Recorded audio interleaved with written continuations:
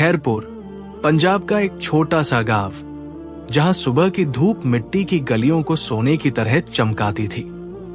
गांव की मंडी, जो पीपल के एक पुराने पेड़ की छाव तले बसी थी, हर रोज जाग उठती थी। बैलगाड़ियों की आवाज, बच्चों के खेल और मस्जिद से उठती अजान की सदा, ये सब खैरपुर की जिंदगी का हिस्सा थे। मंडी के एक कोने में राबिया अपना सब्जियों का ठेला लगाती थी।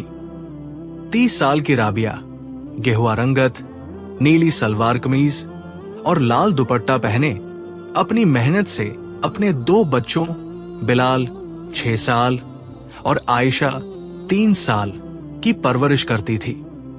उसके चेहरे पर बरसों की मेहनत की लकीरें थी, लेकिन उसकी आंखों में एक चमक थी, एक ऐसी चिंगारी जो बरसों से दबी हुई थी। राबिया हर सुबह अपना ठेला तैयार करती, ताजे टमाटर, हरी मिर्चें और धनिया साफ सुथरा रखती। उसकी मुस्कान ग्राहकों को अपनी तरफ खींचती थी, लेकिन उसकी आंखों में एक दर्द छुपा था। 3 साल पहले उसका पति असलम, एक रिक्शा ड्राइवर, उसे और बच्चों को छोड़कर चला गया था। नहीं, वो खुद नहीं गया, उसे मारा गया था। असलम एक ईमानदार आदमी था। वो अपनी मेहनत से घर चलाता था। एक दिन उसका रिक्शा गांव के एक प्रभावशाली जमींदार की गाड़ी से टकरा गया। जमींदार को खरोंच तक नहीं आई, लेकिन असलम को थाने ले जाया गया।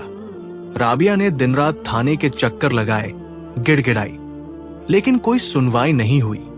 5 दिन बाद असलम की लाश मिली।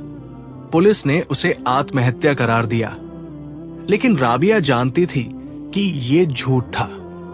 उसके जिस्म पर पिटाई के नीले निशान थे, उसकी हड्डियां टूटी थी। ये कोई आत्महत्या नहीं थी, ये कांस्टेबल बशीर और उसके साथी फैसल का जुल्म था। बीबी, ये टमाटर कितने के हैं? एक औरत गुलाबी सलवार कमीज में ने पूछा। उसका दुपट्टा हल्का सा लहरा रहा था। 50 रुपए किलो, आपा, राबिया ने मुस्कुराते हुए जवाब दिया, लेकिन उसकी आवाज में थकान थी। ताजा है, कल ही खेत से आए हैं। औरत ने कुछ टमाटर उठाए और चली गई। राबिया ने अपना दुपट्टा ठीक किया, एक गहरी सांस ली। उसकी नजर अपने पुराने लकड़ी के ठेले पर पड़ी, जो बरसों की मेहनत से टूट फूट का शिकार था। उस ठेले के नीचे उसकी जिंदगी के ख्वाब दबे थे। वो अपने बच्चों के लिए एक बेहतर भविष्य चाहती थी, लेकिन हर हफ्ते पुलिस की हफ्ता वसूली उसके सपने छीन लेती थी। राबिया बीबी, हफ्ता तैयार रखो, एक कर्कश आवाज ने मंडी के शोर को चीर दिया। राबिया ने सर उठाया। कांस्टेबल बशीर, 40 साल का, भारी जिस्म, खाकी वर्दी में, कमर पर हाथ रखे अकड़ता हुआ खड़ा था। उसके पीछे फैसल, पतला, चापलूस, हर वक्त बशीर की हां में हां मिलाता था। बशीर साहब, पिछले हफ्ते तो दिए थे, राबिया ने धीमी मगर मजबूत आवाज में कहा। अभी सब्जियों की कीमत भी ज्यादा है, कुछ रहम करें। रहम? बशीर ने हंसते हुए कहा। उसकी आवाज में तंज था।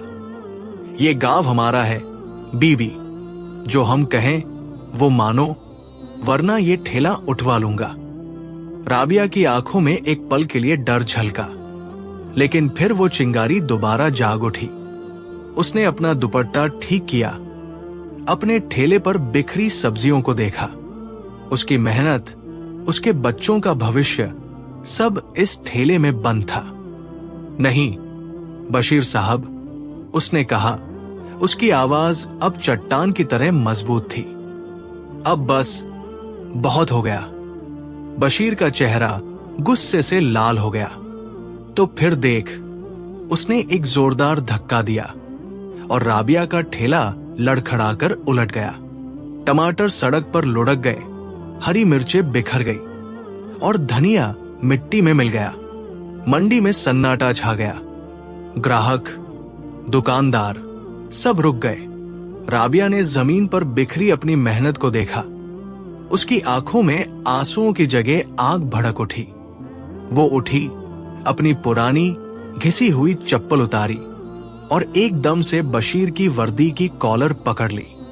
ये जमीन हमारी है बशीर, उसने चिल्लाकर कहा।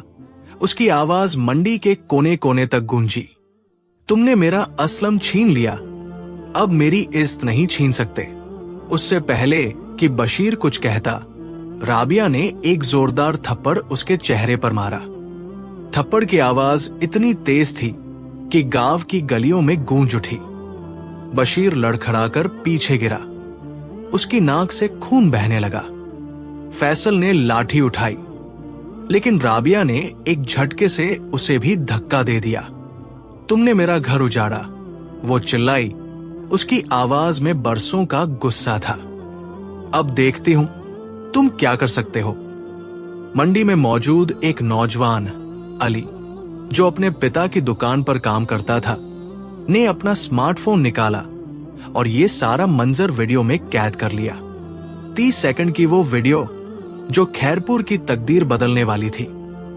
राबिया की चीख, बशीर का गिरना और मंडी का सन्नाटा, सब कुछ उस वीडियो में था। हजूम में से जैनब, राबिया की दोस्त, आगे बढ़ी। राबिया, ठहर जा, उसने धीमी आवाज में कहा। लेकिन राबिया की आंखों में अब कोई रुकने की जगह न थी। जैनब, बस, राबिया ने कहा। उसकी आवाज में अज़्म था। अब या तो ये जुल्म खत्म होगा या मैं खत्म हो जाऊंगी। चौधरी रमजान 70 साल के, सफेद शलवार कमीज और लाठी के साथ भीड़ से निकलकर आगे बढ़े। बेटी, उन्होंने कहा, उनकी आवाज गहरी थी। ये लड़ाई अकेले नहीं लड़ी जाती। राबिया ने चौधरी की तरफ देखा। उसकी आंखों में आंसू थे, लेकिन वो आंसू कमजोरी के नहीं, अज़्म के थे। चौधरी साहब, उसने कहा, मैं अकेली नहीं हूं। ये गांव मेरा है और ये गांव अब जाग उठेगा। वीडियो अब व्हाट्सएप ग्रुप्स में फैल चुकी थी। अली ने उसे गांव के चंद लोगों को भेजा और वो चंद लोगों ने उसे आगे बढ़ाया। शाम तक खैरपुर के हर घर में राबिया की चीख गूंज रही थी। राबिया अपने झोंपड़ी नुमा घर में अपने बच्चों के साथ बैठी थी। बिलाल ने उससे पूछा, अम्मी, आपने बशीर को क्यों मारा? राबिया ने उसके सर पर हाथ रखा, एक गहरी सांस ली और कहा, बेटा, जब जुल्म हद से बढ़ जाता है तो खामोशी गुनाह बन जाती है। रात गहरी हो चुकी थी।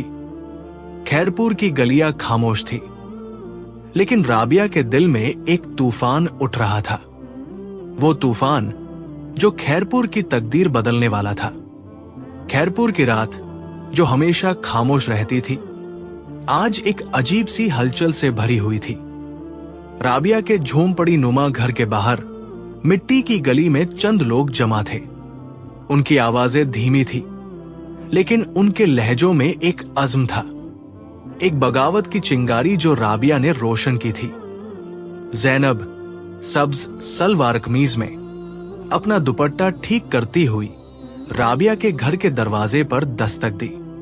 राबिया, दरवाजा खोल, उसने धीमी आवाज में कहा। उसकी आवाज में एक बेचैनी थी। राबिया ने दरवाजा खोला। उसकी नीली सलवार कमीज पर अभी भी मंडी की मिट्टी लगी थी। जैनब, इतनी रात को? उसने पूछा। उसकी आंखों में थकान थी, लेकिन वो चिंगारी अभी भी मौजूद थी। राबिया, गांव जाग उठा है, जैनब ने कहा। उसकी आवाज में जोश था। अली की वीडियो सबने देखी। लोग बात कर रहे हैं। बशीर के जुल्म के किस्से हर घर तक पहुंच गए हैं। राबिया ने एक लम्हे के लिए खामोशी से जैनब को देखा, फिर अपने बच्चों की तरफ जो जमीन पर बिछी चटाई पर सो रहे थे। जैनब, उसने कहा। उसकी आवाज में एक गहरा दर्द था। मैंने अपना सब कुछ खो दिया। असलम चला गया, लेकिन मैं अपने बच्चों के लिए लड़ रही हूं। क्या गांव वाकई मेरे साथ खड़ा होगा? जैनब ने राबिया के हाथ पर हाथ रखा। हां, राबिया, शाजिया, गुल बीबी और दूसरी औरतें तेरी बात से मुत्फिक है। हम सब मिलकर इस जुल्म को रोकेंगी। गांव की चौपाल पर चौधरी रमजान चंद मर्दों के साथ बैठे थे। उनकी सफेद शलवार कमीज धूप में चमक रही थी और उनकी लाठी जमीन पर टिकी थी। अली, जो वीडियो बनाने वाला नौजवान था, उनके सामने खड़ा था। चौधरी साहब, अली ने कहा, उसके हाथ में स्मार्टफोन था। ये वीडियो अब शहर तक पहुंच गई है। लोग राबिया की बात कर रहे हैं। चौधरी रमजान ने अपनी दाढ़ी पर हाथ फेरा। बेटा, उन्होंने कहा, उनकी आवाज में संजीदगी थी, ये लड़ाई अब राबिया की नहीं, पूरे खैरपुर की है। बशीर ने इस गांव को लूटा है। अब वक्त आ गया है कि हम एक हो जाएं। शाम ढलते ढलते गांव की औरतें जैनब के घर पर जमा हुई। शाजिया, जो 32 साल की थी और गहरे सब्ज सलवार कमीज में मलबूस थी, अपनी चूड़ियां खनखनाते हुए बोली, राबिया ने जो किया वो हम सब के दिल की बात थी, लेकिन बशीर को रोकना आसान नहीं। गुल बीबी 25 साल की हल्की गुलाबी सलवार कमीज में शर्माती हुई बोली, बशीर ने मेरे भाई से भी हफ्ता मांगा था, हमारे पास कुछ नहीं बचा। जैनब ने अपना दुपट्टा ठीक किया और कहा, हम सब ने उसका जुल्म देखा है, अब राबिया के साथ मिलकर उसे रोकना होगा। रात के वक्त राबिया अपने घर के बाहर बैठी थी। उसके बच्चे सो रहे थे, लेकिन उसकी आंखों में नींद न थी। वो आसमान की तरफ देख रही थी, जहां तारों की चमक एक नई उम्मीद की तरह जगमगा रही थी। असलम, उसने धीमी आवाज में कहा, मैं तुम्हारे लिए लड़ रही हूं। ये गांव अब हमारा है। खैरपुर की गलियों में उठता हुआ तूफान अब एक ऐसी आवाज बन चुका था जो हर घर, हर दिल तक पहुंच रहा था। राबिया की चीख, उसकी बगावत, उसकी हिम्मत अब सिर्फ उसकी अपनी न रही थी। गांव के पीपल के पेड़ के नीचे, जहां सुबह की धूप अभी हल्की सी छन रही थी, औरतें जमा हो रही थी। उनके रंगीन दुपट्टों से खैरपुर की मिट्टी की गलियां जगमगा रही थी। जैनब, शाजिया, गुल बीबी और दूसरी औरतें, जिनके चेहरों पर बरसों का दबा हुआ गुस्सा था, राबिया के साथ खड़ी थी। उनके हाथों में सब्जियों की टोकरी नहीं थी, बल्कि एक अज़्म था, एक फैसला कि अब बस बहुत हो गया। जैनब अपनी सब्ज सलवार कमीज में अपना दुपट्टा ठीक करती हुई चौपाल पर खड़ी थी। उसकी आवाज मजबूत थी, लेकिन उसमें एक हल्की सी जिश थी, जैसे वो बरसों के डर को तोड़ रही हो।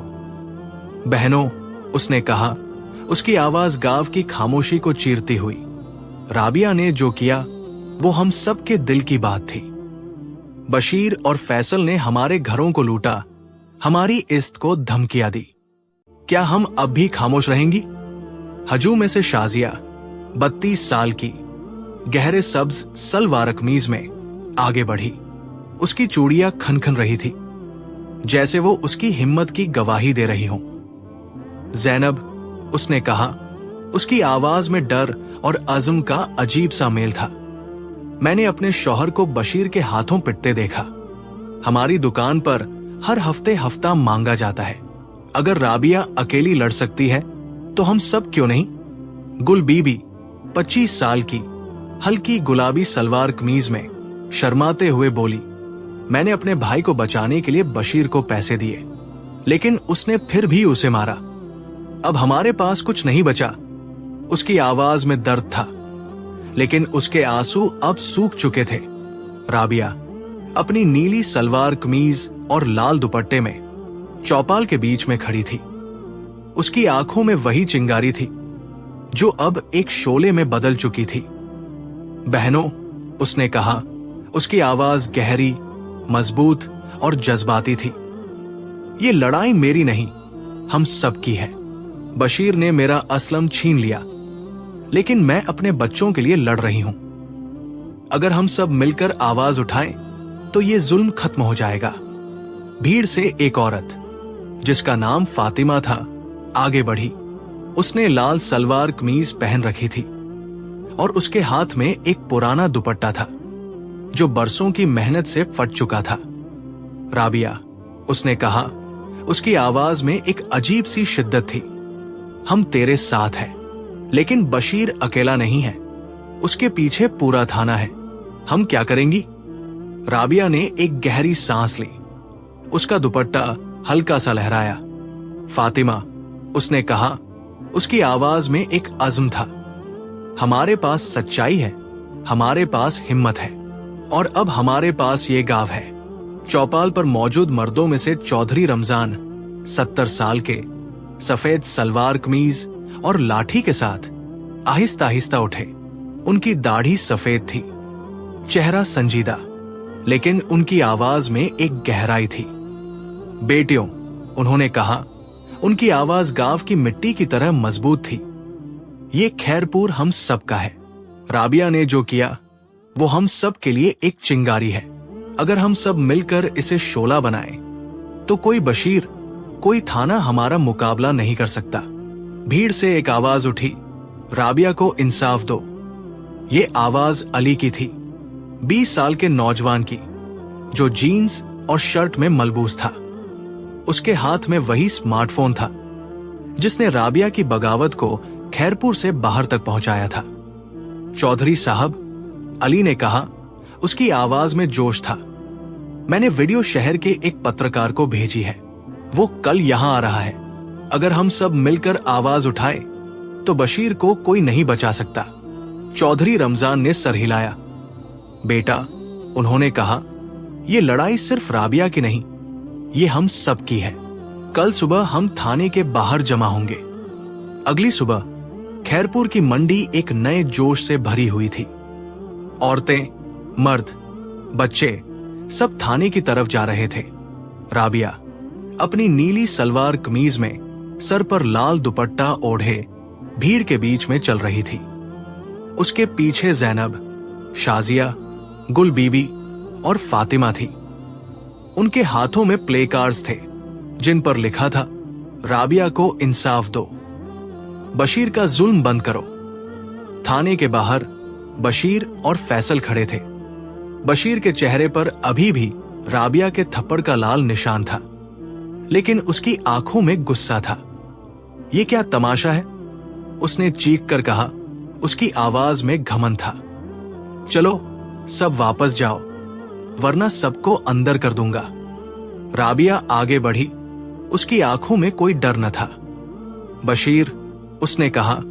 उसकी आवाज इतनी मजबूत थी कि भीड़ रुक गई। तुमने मेरा घर उजाड़ा, मेरे असलम को मारा। अब ये गांव तुम्हारे जुल्म को बर्दाश्त नहीं करेगा। भीड़ से नारे बुलंद हुए, राबिया, राबिया। औरतों की आवाजें, मर्दों की आवाजें सब मिलकर एक तूफान बन गई। बशीर ने लाठी उठाई, लेकिन उससे पहले कि वो कुछ करता, चौधरी रमजान आगे बढ़े। बशीर, उन्होंने कहा। उनकी आवाज में एक बुजुर्ग की धमक थी। ये गांव अब जाग चुका है। अगर तुमने हाथ उठाया तो ये भीड़ तुम्हें माफ नहीं करेगी। बशीर एक लम्हे के लिए पीछे हटा, लेकिन उसकी आंखों में गुस्सा अभी भी था। तुम सबको पछताना पड़ेगा, उसने धमकी दी और फैसल के साथ थाने के अंदर चला गया। भीड़ थाने के बाहर डटकर खड़ी रही। राबिया ने भीड़ की तरफ देखा। उसकी आंखों में आंसू थे, लेकिन वो आंसू खुशी के थे। ये मेरी लड़ाई नहीं, उसने कहा। उसकी आवाज गांव की गलियों में गूंज रही थी। ये हम सब की लड़ाई है। शाम तक खैरपुर का हर घर राबिया की आवाज से गूंज रहा था। अली की वीडियो अब शहर के टीवी चैनलों पर चल रही थी। एक स्थानीय पत्रकार जो खैरपुर पहुंचा था ने राबिया से बात की। राबिया बीबी, उसने पूछा, आपने ये सब क्यों किया? राबिया ने एक गहरी सांस ली। उसकी आंखों में असलम की याद थी। मैंने अपने शौहर को खो दिया, उसने कहा। उसकी आवाज में दर्द था। लेकिन मैं अपने बच्चों के लिए लड़ रही हूं। ये गांव मेरा घर है और मैं इसे जुल्म से आजाद करूंगी। रात गहरी हो चुकी थी। थाने के बाहर भीड़ अभी भी मौजूद थी, लेकिन अब वो खामोश थी। राबिया अपने घर वापस आई, अपने बच्चों को गले लगाया। बिलाल ने उससे पूछा, अम्मी, क्या हम जीत जाएंगे? राबिया ने मुस्कुराते हुए कहा, बेटा, हम पहले ही जीत चुके हैं। खैरपुर की गलियों में एक नई उम्मीद जाग उठी थी। खैरपुर की गलियों में उठी हुई ये उम्मीद अब एक ऐसी आग बन चुकी थी जो पूरे शहर को अपनी लपेट में ले रही थी। राबिया की आवाज, जो पहले सिर्फ मंडी तक सीमित थी, अब शहर के अखबारों, टीवी चैनलों और सोशल मीडिया तक पहुंच चुकी थी। अली की बनाई हुई वीडियो ने खैरपुर के जुल्म की कहानी को हर घर तक पहुंचाया था। लोग राबिया की हिम्मत की बातें कर रहे थे, लेकिन बशीर और फैसल अभी भी अपनी ताकत के नशे में थे। थाने के बाहर प्रदर्शन अब दूसरे दिन में दाखिल हो चुका था। औरतें, मर्द, बच्चे सब मिलकर नारे लगा रहे थे, राबिया को इंसाफ दो, बशीर का जुल्म बंद करो। इन नारों की गूंज खैरपुर की मिट्टी की गलियों से निकलकर शहर की अदालतों तक पहुंच रही थी। राबिया अपनी नीली सलवार कमीज और लाल दुपट्टे में थाने के बाहर खड़ी थी। उसके चेहरे पर थकान थी, लेकिन उसकी आंखों में वही चिंगारी अभी भी जल रही थी। जैनब उसके साथ खड़ी थी। उसकी सब्ज सलवार कमीज धूप में चमक रही थी। राबिया, जैनब ने धीमी आवाज में कहा, पत्रकार कह रहा है कि कल अदालत में तुम्हारा केस पेश होगा। राबिया ने एक गहरी सांस ली। जैनब, उसने कहा। उसकी आवाज में एक अजीब सा सुकून था। मैं अपने असलम के लिए लड़ रही हूं। अगर अदालत इंसाफ न करे तो ये गांव इंसाफ करेगा। दूसरी तरफ थाने के अंदर बशीर और फैसल एक कमरे में बैठे थे। बशीर का चेहरा गुस्से से लाल था। उसकी नाक पर अभी भी राबिया के थप्पड़ का निशान था। ये राबिया, उसने गरजते हुए कहा, इसने पूरे गांव को हमारे खिलाफ कर दिया, लेकिन मैं इसे सबक सिखाऊंगा। फैसल, जो हमेशा बशीर की हाँ में हाँ मिलाता था, ने कहा, बशीर साहब, हम इसके खिलाफ एफआईआर दर्ज कर देते हैं, इसे गिरफ्तार कर लेंगे, फिर देखते हैं कौन बचाता है। बशीर ने एक शैतानी मुस्कान के साथ सर हिलाया। हाँ फैसल, उसने कहा, लेकिन इससे पहले हमें इस गांव को खामोश करना होगा। उसी रात बशीर ने राबिया के खिलाफ एफआईआर दर्ज की। इल्जाम संगीन थे, सरकारी मुलाजिम पर हमला, दंगा भड़काना और जान से मारने की धमकी। रात के अंधेरे में पुलिस राबिया के झोंपड़ी नुमा घर पर पहुंची। बिलाल और आयशा डर के मारे रो रहे थे। राबिया ने उन्हें गले लगाया, उनके सर पर हाथ फेरा। बेटों, उसने कहा, उसकी आवाज में एक अजीब सी ताकत थी, अम्मी वापस आएगी, तुम डरना नहीं। पुलिस ने राबिया को हथकड़ी लगाई और थाने ले गई, लेकिन उसके चेहरे पर एक अजीब सी मुस्कान थी, जैसे वो जानती हो कि ये लड़ाई अब उसकी जीत की तरफ जा रही है। अगली सुबह खैरपुर का हुजूम थाने के बाहर जमा हो गया। चौधरी रमजान अपनी सफेद सलवार कमीज और लाठी के साथ हुजूम के सामने खड़े थे। ये जुल्म नहीं चलेगा, उन्होंने चीख कर कहा। उनकी आवाज में एक बुजुर्ग की धमक थी। राबिया हमारी बेटी है और हम उसे वापस लाएंगे। जैनब, शाजिया और गुल बीबी हुजूम के बीच में थी। जैनब ने एक प्ले कार्ड उठाया जिस पर लिखा था, राबिया को रिहा करो। उसकी आवाज गूंज रही थी, हमारी बहन को आजाद करो। इसी दौरान एक स्थानीय आरटीआई कार्यकर्ता शहजाद, जो अपनी निडर तबीयत के लिए जाना जाता था, खैरपुर पहुंचा। उसने पुलिस के रिकॉर्ड्स खंगालने शुरू किए। शहजाद ने बशीर के पुराने केसों की फाइलें निकाली और जो सच सामने आया उसने पूरे गांव को हिला दिया। बशीर पर पहले से 8 शिकायतें थी, हफ्ता वसूली, दुकानदारों को धमकाना और हिंसा, लेकिन हर बार उसे प्रभावशाली लोगों ने बचा लिया था। शहजाद ने एक और अहम सबूत निकाला, असलम की मौत की पोस्टमार्टम रिपोर्ट। रिपोर्ट में साफ लिखा था कि असलम के शरीर पर पिटाई के गहरे निशान थे, उसकी हड्डियां टूटी थी। ये आत्महत्या नहीं, कत्ल था। शहजाद ने यह रिपोर्ट पत्रकार को दी और उसने इसे शहर के बड़े चैनलों तक पहुंचाया। अदालत का दिन आया। खैरपुर के लोग, औरतें, मर्द बच्चे सब अदालत के बाहर जमा थे। राबिया हथकड़ियों में अदालत में पेश हुई। उसकी नीली सलवार कमीज अब धूप और मिट्टी से धुंधली हो चुकी थी, लेकिन उसकी आंखों में वही चिंगारी थी।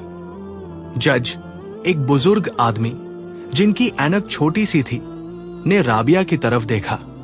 राबिया बीबी, उन्होंने कहा। उनकी आवाज संजीदा थी। आप पर संगीन इल्जाम है, आप अपना बयान दे।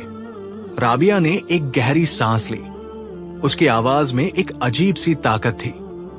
जज साहब, उसने कहा, मैंने अपने शौहर को खो दिया। बशीर ने उसे मारा।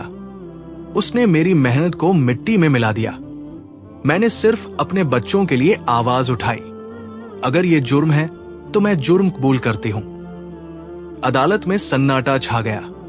शहजाद ने पोस्टमार्टम रिपोर्ट और बशीर के पुराने रिकॉर्ड्स पेश किए। जज ने रिपोर्ट्स को गौर से पढ़ा, फिर बशीर की तरफ देखा, जो अदालत के एक कोने में खड़ा था।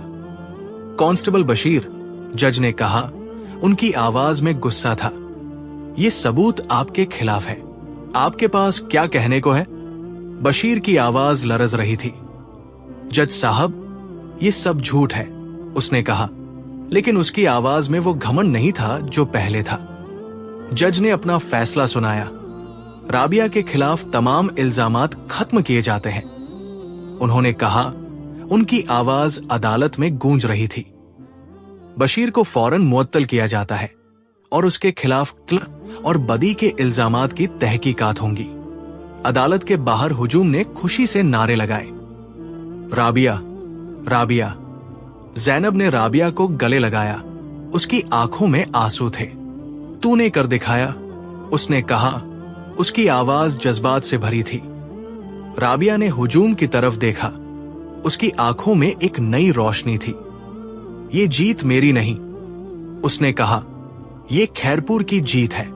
खैरपुर की गलियों में उठी हुई ये आवाज अब एक ऐसी दास्तान बन चुकी थी जो हर दिल में बस गई थी। राबिया की जीत, खैरपुर की जीत अब सिर्फ एक गांव की कहानी न रही थी। ये एक ऐसी कहानी थी जो हर उस शख्स की आवाज बन गई थी जो जुल्म के खिलाफ उठता है। अदालत का फैसला खैरपुर की मिट्टी की गलियों से निकलकर शहर तक पहुंच चुका था। बशीर मुअत्तल हो चुका था और उसके खिलाफ तहकीकात शुरू हो गई थी। फैसल का तबादला एक दूर दराज गांव में कर दिया गया, जहां वो कभी किसी को तंग न कर सके। राबिया अपनी नीली सलवार कमीज और लाल दुपट्टे में अब दोबारा मंडी में अपना ठेला लगाती थी, लेकिन अब वो अकेली न थी। उसके साथ जैनब, शाजिया, गुल बीबी और दूसरी औरतें थी जो अपने अपने ठेलों पर सब्जियां बेचती थी। उनके चेहरों पर अब डर नहीं था, बल्कि एक इज्जत थी, एक फख्र था। पीपल के दरख्त के नीचे जहां राबिया का ठेला लगता था, एक छोटा सा बोर्ड लगा था। उस पर लिखा था, ये सब्जियां नहीं, ये इंसाफ की खुशबू है। गांव के लोग अब राबिया के पास सब्जियां खरीदने नहीं आते थे, वो उसे इज्जत देने आते थे। जैनब अपनी सब्ज सलवार कमीज में राबिया के पास बैठी थी। राबिया, उसने कहा। उसकी आवाज में एक मुस्कान थी। तेरे बगैर ये गांव कभी न बदलता। राबिया ने मुस्कुराते हुए कहा, जैनब, ये मेरी जीत नहीं, ये हम सबकी जीत है। चौधरी रमजान अपनी सफेद सलवार कमीज और लाठी के साथ मंडी में आए। उन्होंने राबिया की तरफ देखा और कहा, बेटी। उनकी आवाज में एक बुजुर्ग की मोहब्बत थी। तूने खैरपुर को एक नई जिंदगी दी। अली, जो अब एक छोटी सी डिजिटल मार्केटिंग एजेंसी चलाता था, राबिया और दूसरी औरतों के ठेलों की मुफ्त तशहीर करता था। उसने राबिया की कहानी को सोशल मीडिया पर फैलाया और अब खैरपुर की मंडी शहर भर में मशहूर हो चुकी थी।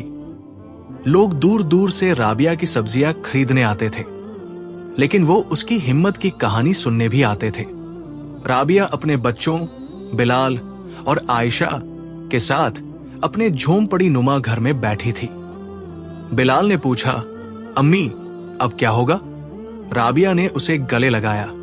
उसकी आंखों में एक नई उम्मीद थी। बेटा, उसने कहा, अब हमारा गांव आजाद है। अब कोई बशीर हमारे ख्वाब नहीं छीन सकता। खैरपुर की गलियों में एक नई सुबह जाग उठी थी। पीपल का दरख्त अभी भी वही था, लेकिन उसके साए में अब डर नहीं, उम्मीद थी। राबिया की कहानी खैरपुर की हर औरत, हर मर्द, हर बच्चे के दिल में बस गई थी। ये कहानी सिर्फ राबिया की न थी, ये हर उस इंसान की कहानी थी जो जुल्म के खिलाफ उठता है,